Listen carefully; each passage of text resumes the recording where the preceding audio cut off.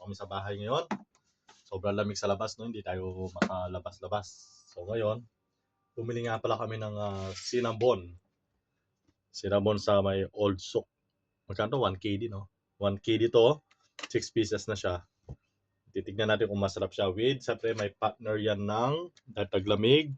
Uso mga ubo, mga lagnat. So, ito masarap na ka-partner. Lemon with mint, with green tea. Ayan. And ginger, siyempre. Ayan, no?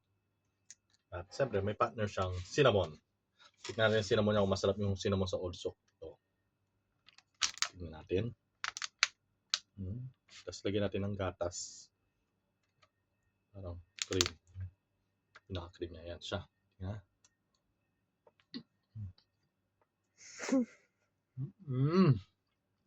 Sarap. Hindi siya matamis.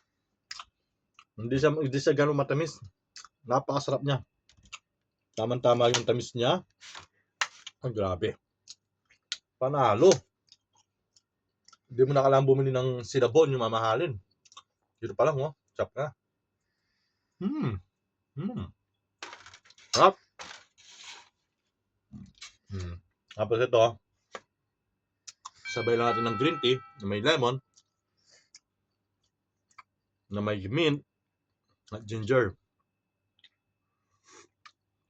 Oh, panalong-panalo sa gabi nito.